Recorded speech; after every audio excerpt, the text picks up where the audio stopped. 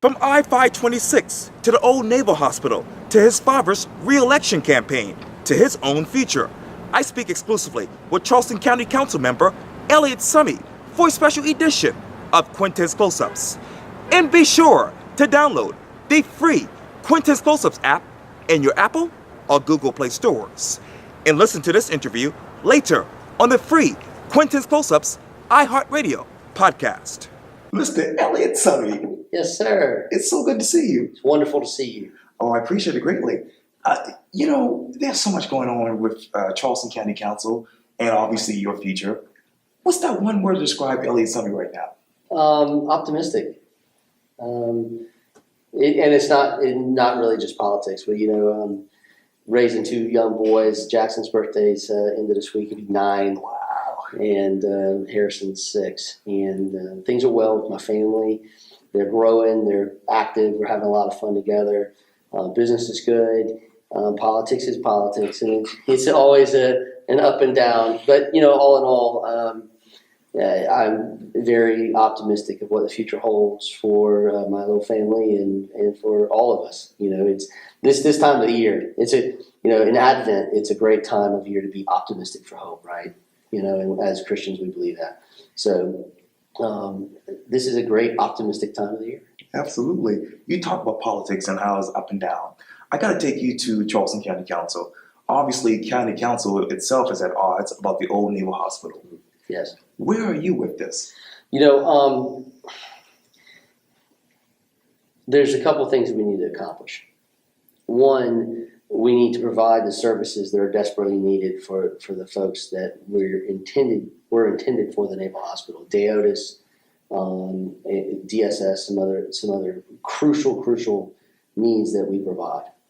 Because right now they're not in a very adequate facility at the Charleston Center here in downtown Charleston. It's a very old, antiquated, and very cramped facility.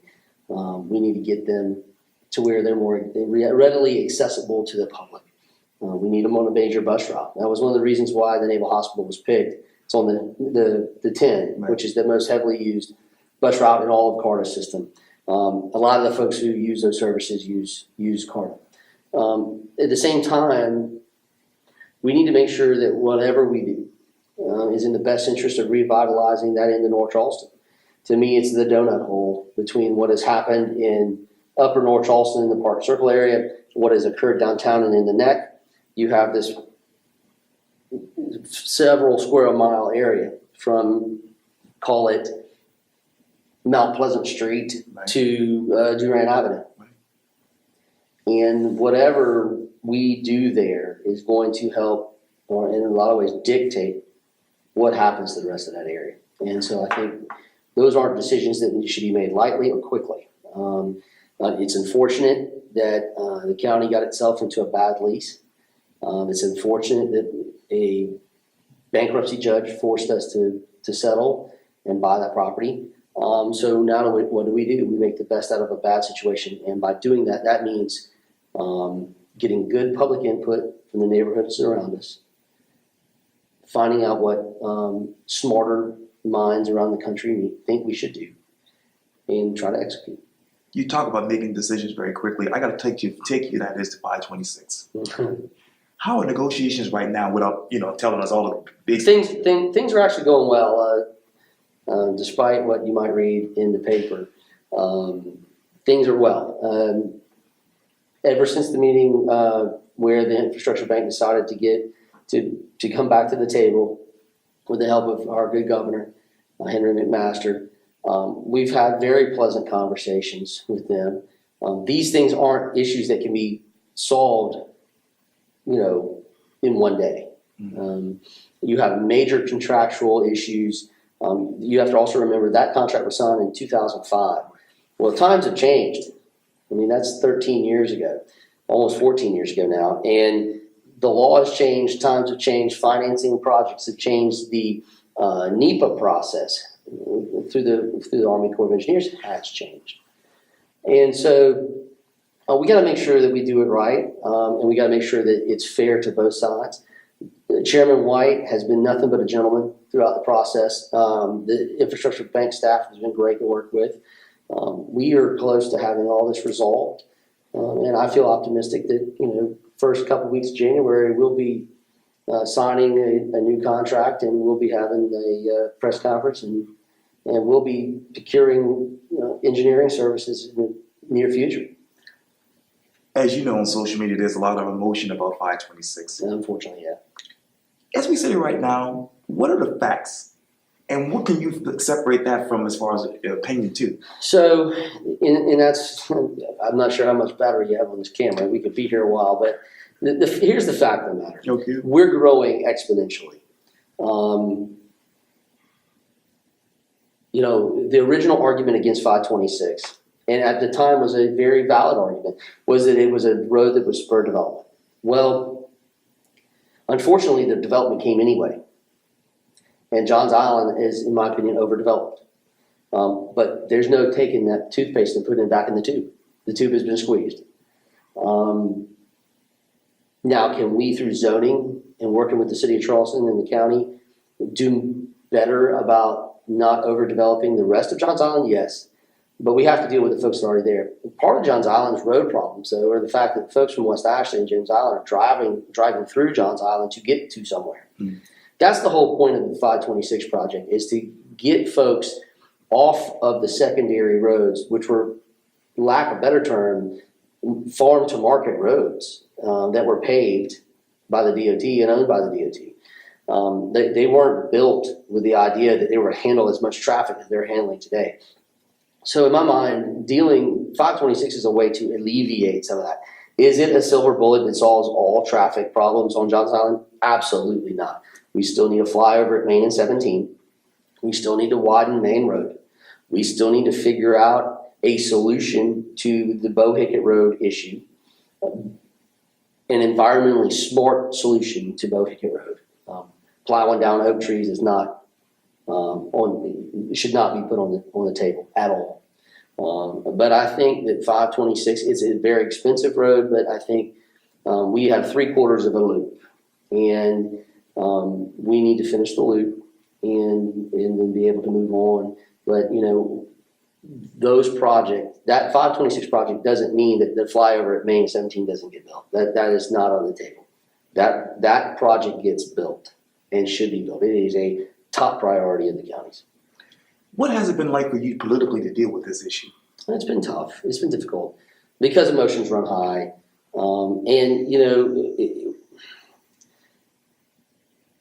Oftentimes you want to be everything to everyone.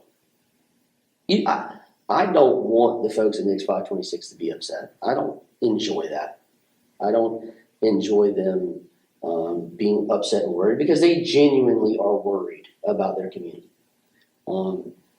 I, at the same time, understand that the folks who want 526 are genuinely concerned for their safety and their quality of life.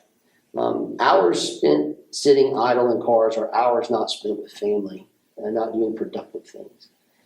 And so there's a balance there. Unfortunately, this issue has been painted as a black and white issue. You either are for it or you're against it, and there is no area in between. And that is an unfortunate thing. Someone is going to leave this situation not happy. I spent a lot of time in 2015 and 2016 trying to make both sides happy. And unfortunately, I got taught a great lesson in that. And so all I can do now is do what I think is right, which is honoring a contract that we entered into in 2005 before I was on council. Right. And to provide for the safety of our citizens and the quality of life of our citizens. And in my mind, finishing 526 accomplishes those things. Let me stay on politics. Sure. Your dad, he's going to be running for re-election. Yes, we're proud of that. What can we expect from him in the next 4 years if he's elected mayor once again?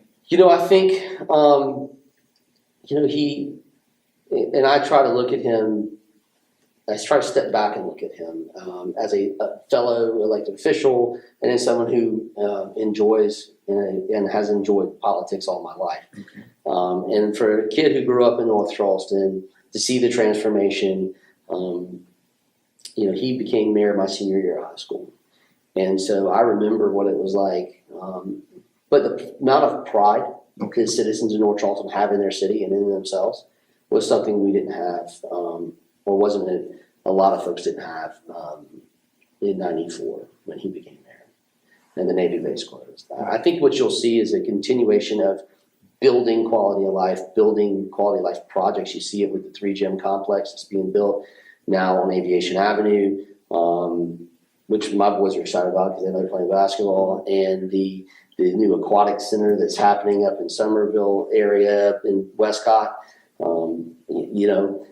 Just Friday, the Medical University gave him a great honor of naming the new Children's Ambulatory Center campus after him. Right. And that was a 20-year vision of my father's, to bring good quality healthcare to the children and the citizens of North Charleston, make it readily accessible. Because oftentimes it's hard to get downtown. It's hard to get downtown. It's hard to park downtown. If your child is sick and in the hospital, it's hard to stay downtown. And being able to pull ambulatory services, surgical services to an area in North Charleston that's on the 10 bus line at Carta, that's close to 526 and I-26, that has a large parking field that you don't have to pay to park.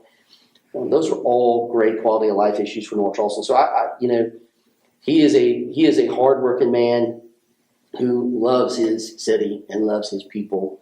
And I think you'll see more of just that love that he shows his citizens every day. And he very much loves all the people who live in his city.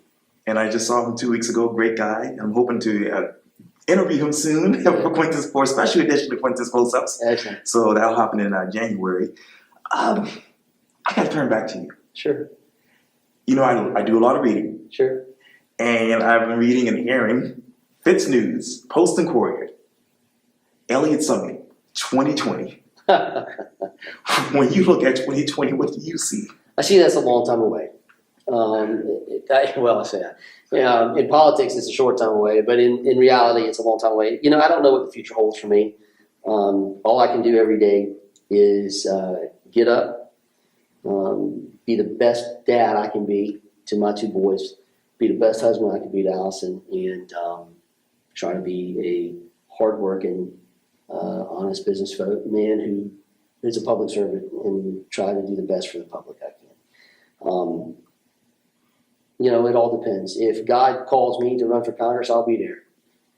It's a decision that I'll make with my family and pray a lot about. And if that's the choice and the direction God chooses to point me in, that will be what it will be. If it's not, then I will go about my business doing other things, whether it's still serving on county council or anything else. I believe and was taught as a young child to serve the community and to give back. And whether it's interviewing folks and bringing information to people as a public service to this community, or it's serving on county council or being in Washington, D.C., those are all services and giving back to our community and being a public servant. And I think that in some way, shape, or form, I will always try to be involved, because it's my job for my kids to leave this world a little bit better than I found it for them. How much more issues do you want to tackle on Charleston County Council? The good news about local government is there's never a lack of issue. There's always something. To me, I'd like to see us have within the next year, have a really good plan for the Naval Hospital, so we can execute that plan. I'd like to see us get our recycling center open. I'd like to see a resolution to the Mark Clark, and for us to start designing and engineering, re-engineering, and permitting that project. Those 3 in themselves would keep one man very busy.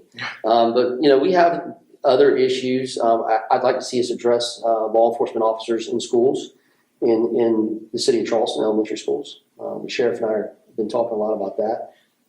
We've manned officers in every one of our elementary schools in rural Charleston County. The city of Charleston is the only one not covered right now, and I'd like to work with Mayor Tecklenburg and the sheriff to make sure that that happens. I think we should have an officer in every school, not because so much security, but the ability to bridge a relationship, cultural relationship, and lack of trust that certain elements of the community have with law enforcement. And I believe that if there's an officer if you were exposed to good, solid law enforcement officers who are good people, who are trustworthy people from an early age, there's a trust in law enforcement that builds.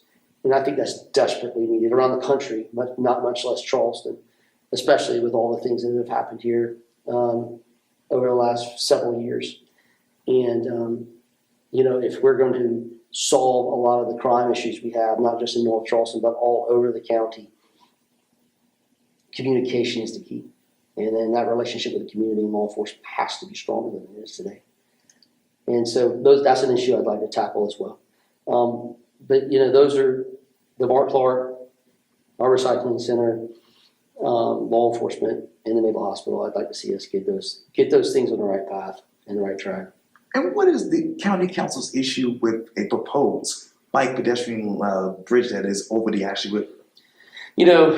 Part of the problem, if you go back and look at the vote on that, you'll see folks who normally would vote pro Conservation League, like Mr. Swears. There was a study that the city of Charleston came out with right before we voted that said that we needed more ingress and egress across the Ashley River, and then they asked us to close one of the lanes for the bike lane. Multimodal transportation is vitally important. Bikes, buses, BRT, all of it is very important to the health and stability of a good transportation system. Closing a lane of traffic right now with all the traffic issues we have just seems hard. The county, though, has agreed to do a comprehensive traffic study of the medical district, of the Ashley River bridges, of Lockwood Boulevard. And I feel when we do those transportation studies, the multimodal side of it, the bikes, the pedestrian, the transit side has to be a part of that solution, whatever that solution is. But until we get a comprehensive solution on because those Ashley River bridges are old and they are not in great shape. But until we know what that comprehensive solution is going to be, it's going to be very difficult for us just to close a lane on the bridge. Councilman Elliott Summey, thank you so much for your time. I really, really appreciate this. Absolutely. Merry Christmas. Likewise. And I hope you have a wonderful and healthy and safe holiday. Likewise. Thank you, man. Thank you. Appreciate you. Anytime.